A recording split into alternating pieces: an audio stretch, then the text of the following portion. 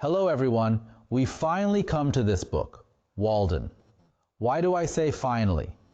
The first time I read Walden was in 1998, and I didn't understand it at all. I've reread it several times since then, and it wasn't until I was in my 30s that I began to grasp its essence. Many friends suggested I talk about Walden because it's such a famous book, yet many find it difficult to understand. I never thought about discussing it until I came across this annotated edition by People's Literature Publishing House. How extensive are the annotations? They are almost at a 1.1 ratio with the original text. The annotator, Jeffrey Kramer, is the director of the Thoreau Institute, located at Walden Pond, and he is dedicated to studying Walden. After reading this edition, I finally understood why I couldn't comprehend it before. In fact, Walden is not obscure. It's straightforward and very poetic in its descriptions. However, Thoreau incorporated many metaphors, literary quotations, references, and even anecdotes from his friends at the time, which made it challenging. It's like reading the works of Su Dongpo, who frequently referenced ancient Chinese classics. If you're not familiar with those references, you'd find it incomprehensible. Of course, discussing such a literary work is quite challenging. So when I discuss this book, I will read more passages directly from the original text. I'll read slowly, and I hope this will be the best way to understand Walden. First, let me introduce the background of this book. Thoreau was a Harvard graduate who, along with his brother, managed a middle school. In 1842, his brother, while doing carpentry work, accidentally cut his hand. Initially not taken seriously, it led to tetanus. Thoreau's life took a sharp turn with the sudden death of his beloved brother. This event deeply affected him and compelled him to delve into profound subjects like friendship, spiritualism, society, and nature, which ignited his passion for writing. Subsequently, Thoreau embarked on a 2-year journey of isolation, from July 4, 1845 to September 6, 1847, living in a self-built cabin on the scenic shore of Walden Pond. Though the cabin was modified in recent times, it still retains the essence of his original creation, being roughly of the same size.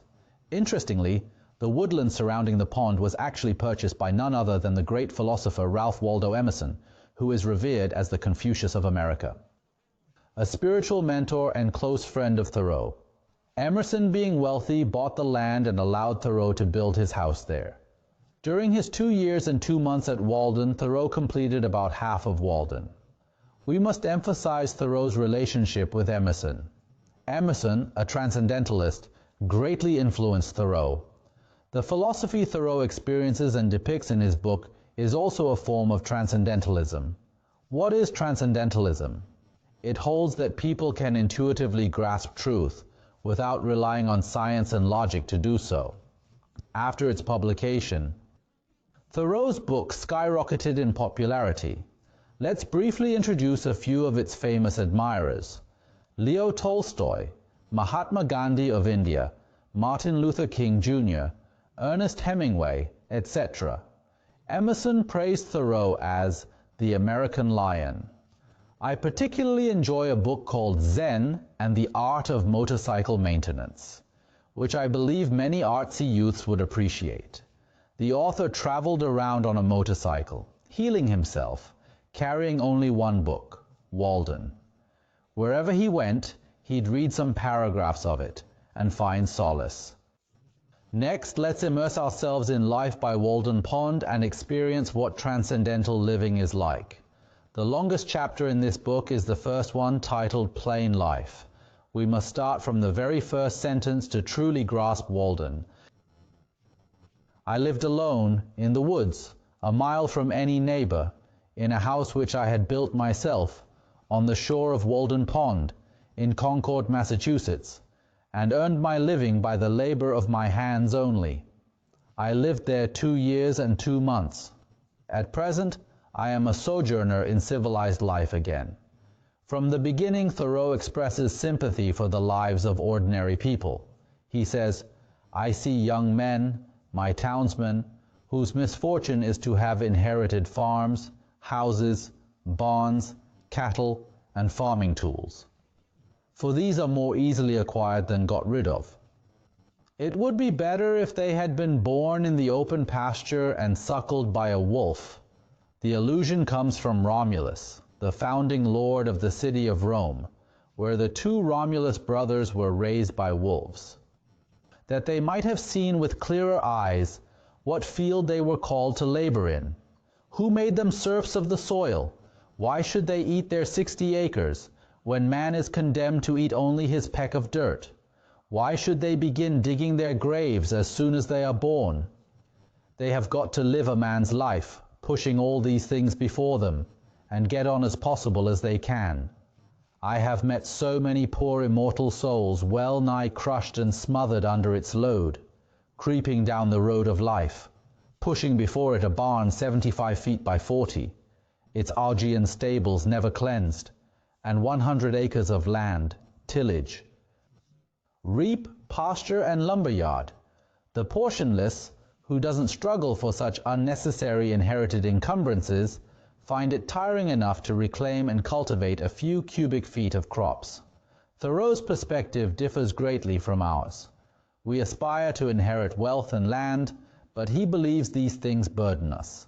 The mention of Augean Stables refers to the fifth labor of Hercules in Greek mythology, cleaning the Augean Stables. This stable housed 3,000 cattle and had never been cleaned. How did he see it? Thoreau said, "I think that we may safely trust a good deal more than we do. We may waive just so much care of ourselves as we honestly bestow elsewhere. Nature is as well adapted to our weakness as to our strength. Some people have just enough religion to make them uneasy and nervous. It is almost an incurable disease. We naturally exaggerate our self-importance. How vigilant we are! We are determined not to live by faith if we can avoid it. All day long on the alert, at night we unwillingly say our prayers and commit ourselves to uncertainties.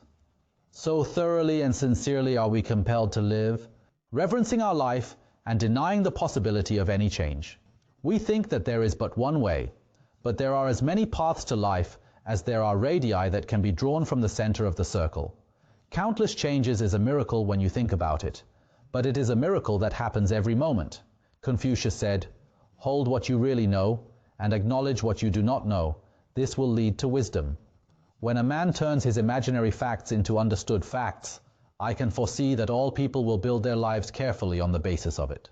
Thoreau aimed to awaken us with his words, suggesting we don't have to conform to societal norms blindly. Just as many different radii can be drawn from a single center, there are countless ways to live. So, there's no need to chase what others pursue, and you should find your own path. His core idea is that in life, we only need to satisfy our basic needs of heat. Why do we earn money? To eat. Why do we buy clothes? To stay warm. Why do we buy a house? To shelter us from the cold. These actions all serve to maintain heat. Once you calculate how much heat you need in life, earning that much is sufficient. The rest is surplus. Thoreau did the math. In terms of local climate, human essentials can be divided into a few categories: food, shelter, clothing, and fuel. Only when these are assured can we freely face real-life issues and hopefully solve them.